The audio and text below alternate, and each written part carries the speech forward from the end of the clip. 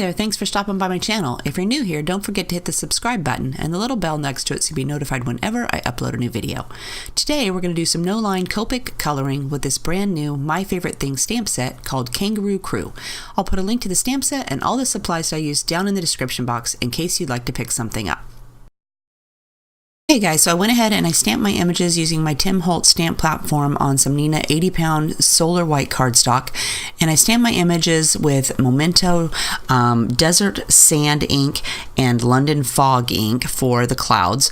For the clouds up at the top, I went ahead and stamped them off on a piece of paper first and then stamped them onto my cardstock so that they would be really light when I stamped them on there. So I'm going ahead and I'm coloring my tree in with E44 and E43. I'm trying to be careful to keep it, it's kind of hard to do no-line coloring because you have to keep it in the lines. There's nothing really to pay attention to. There's not that dark black outline for me to pay attention to keeping it in the lines, so I'm trying to be a little bit carefuler. It's okay, it's a tree, so I'm okay if it goes a little bit out of the lines and a little squiggly because trees are not perfect. Bark is rough and has a bunch of bumps and stuff on it, so that would be perfectly fine. So I went ahead and did my tree there with both my colors. Now I'm going to go ahead and I'm going to do the leaves, so I'm going to use G94 and G24 for that. I'm just giving the base of each leaf a quick little squiggle of the G24 to get them started. And again, it's okay if you go outside of the lines a little bit because they are leaves, they're not going to be perfect. And then I'm just filling the leaves in with my G24 to give them a little definition and make them stand out a little bit lighter there at the top of the leaf. And then after I get them all colored in, I'm going to go back with my G94 and I'm just going to give them a couple of quick lines down at the bottom. I guess I probably could have just done one line down the center of each leaf and that would have given it that little bit of something, but I decided I'd go ahead and give them a couple little squiggles down at the base of each leaf so that they'd be a little bit darker. And then I'm going to go ahead and color the leaves down here in the grass. And these leaves and the little grass elements are from the My Favorite Things stamp set called Scene Builder. It comes with some really cute stamps that you can stamp on there to cause ground and some leaves. And there's some trees on it. It's super cute. I can't wait to use it again. I also use that same stamp set to do the clouds up there in the sky. Even though the Kangaroo Crew set with the kangaroo and the little tree over there, that did come with a cloud. It's got a flat bottom and the ones from the Scene Builder set are a little bit more dimensional, so I really like those best. So now I'm going over my grass streaks that I stamped with the G94.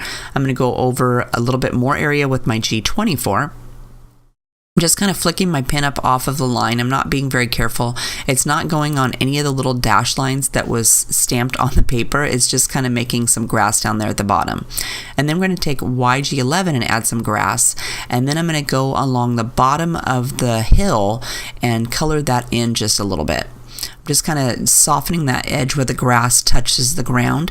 And then I'm going to come back and add my G24 to that same line. And then my G94, we're going to add a few more of these dark grass streaks, and then I'm going to add that little dark line at the bottom of my grassy hill so that it will darken that up where the grass would be touching the ground. And then a quick swipe over that line with G24 to soften it, and a quick swipe over that line with YG11 to soften that. Now we're going to go ahead and add Y08 to the center of my flowers. There's only a couple there, so that's a real quick one there. And then we're going to color our flowers in with R37. So I'm just going from the center of my flower petal and adding a little dash of color coming out to the edges. And then I'm going to fill them in with my R32. And my pen was a little bit too liquidy there or too full, so I went ahead and removed the cap from the other end so it wouldn't make a mess. And then I decided I didn't like the flowers, so I'm adding some R35 just to darken them up a little bit more so they'll pop out a little bit more. And then I'm going over the centers with another little quick swipe of my R37 to just darken up that center section.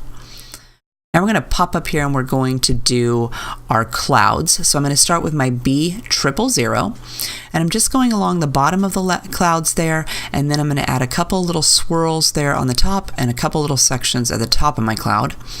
And then I'm going to add B000 to some of those sections. And then to add a little bit more definition, we're going to go with C0 down here in the bottom a little bit. and then a couple little swirls inside, and then again with our C00 to soften that. So I'm adding a few little squiggles in the middle of my cloud just to make it look kind of swirly and dimensional. And then I'm softening it all up with my B000 with a little bit more of that color. I lightened it up a little too much. And then again with my B000 for the same thing. And then I'm just going to use my colorless blender to swirl the whole thing together and soften the whole thing.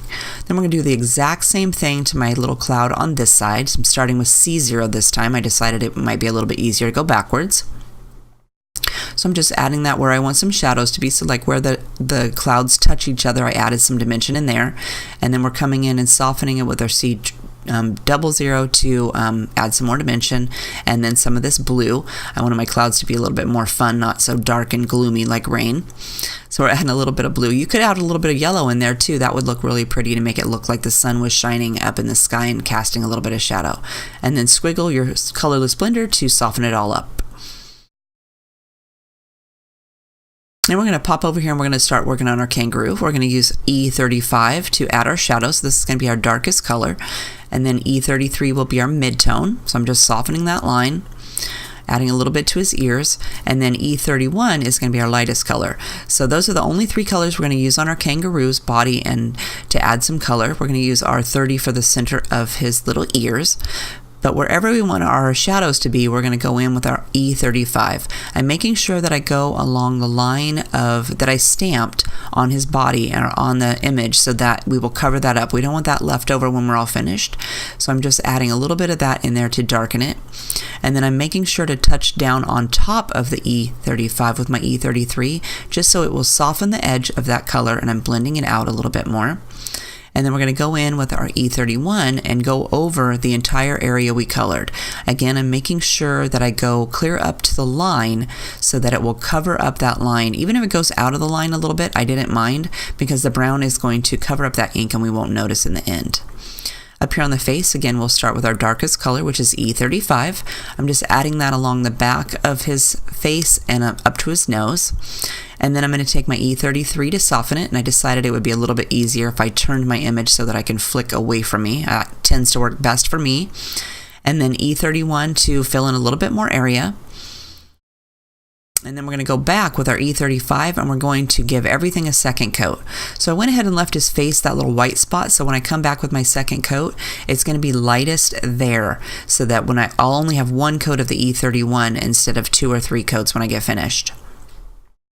I'm just putting that E35 along all those shadow lines, and then we'll go in with our second coat of E33, again going over the top of our E35 so that we can soften that line. We're pulling that out here a little bit further. I always make sure to go a little bit further than I did the first time. And I used the E33 to color his belly all the way in, because I figured that would be a little bit more shadowed down there underneath of his shirt. Then I'm going to go with E31 to again swipe over the entire kangaroo's body, making sure to go past my line a little bit so that it will soften the edges of my color. Here we're going to fill his entire face in. A quick swipe of color, and I decided here we're going to give it another swipe because I'm not liking that line very much. And he had a couple little puffs of hair that I made go over the top of his head right there. And then we're going to go with our E35 to soften this color a little bit more. I'm still not liking that face very much. Again with our E35 for more softening, and another swipe with our E31. And I didn't pull it all the way to the edge so that it could dry and it would be softer there. I used the R30 to add a little bit more shading on the bottom of his ears. And then we're going to go in and we're going to color his shirt. He's going to have a red shirt, so we're going to go with R39. I did the reds because I wanted it to match the flowers down here. Next will be R37. So again, swipe over the edge of your 39, pull that color out further into his shirt. And then we'll go over that with R35. It gets pretty light. You can really notice a difference there between R37 and R35. And then we do R32, which is a complete difference. And make sure to do the edge of that shirt so that you cover up the line. We'll start again with our R39. I'm going to pull it out further than I did the first time. And I'm going along his little neck there this time too. Then we'll go in with our R37. Again, we're filling up a little bit more space. I really don't like that R32, so I'm using a little more color so that we can use up a little bit more space on our shirt. And then we'll use our R32 here just to swipe over his entire shirt and blend all those colors together. Then I'm going to go ahead and I'm going to grab my Copic multi-liner, because you have to draw his eyes back in, and this is a 0.05 multi-liner. I'm just coloring his nose and his eyes and his mouth back in so that we can really see those.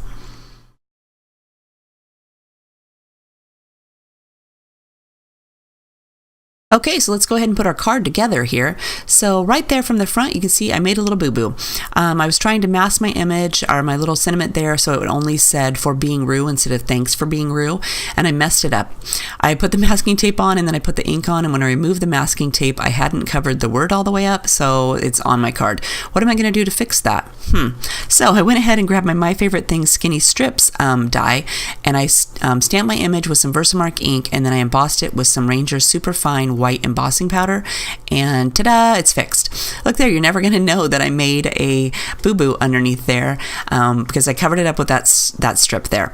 So my Favorite Things Simply Thanks die, I went ahead and I cut it out 3 times, and then I glued them all together with some liquid glue. I did that off screen so you wouldn't have to see me sit there and fiddle with it, and I did make sure to brush those letters a little bit on the sides because I got some fuzzes on them, and that drives me crazy when they're all poking off all like that.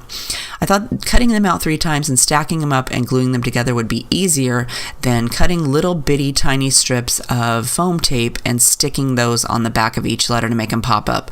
These are pretty skinny, guys, so you're going to need to use some really small foam tape, or like I did, you could cheat and just run it through a couple times and pop them up on each other. That way it's perfect and you don't have to worry about it. So I'm just attaching all of those on there. I thought about using the negative space to set on top of my card and then setting them back inside so they'd be perfectly spaced, but in the end I decided that would be too much work, and I'm just going to glue them down and wing it and hope that for the best that they all fit on there in the space provided. The little scallop piece is a W+9 Sunshine Layers die too, if you're interested in that. So anyway, that's going to do it for the card today. If you have a question, leave me a comment down below and I'll make sure to get back to you. If you would like to see more close-up pictures of the card or some more details, head over to the store blog and I'll put a link to that down in the description box. If you enjoyed the video, don't forget to hit the thumbs up button, share my video with others, and let others know about my channel. I would really appreciate it. It helps me out. Also, right about now, you should be seeing a screen with a couple more videos I thought you might be interested in. If you are, just click on either one and it will take you there and you can check those out. Otherwise, I hope you're having a fabulous day and I'll see you in the next one. Bye-bye.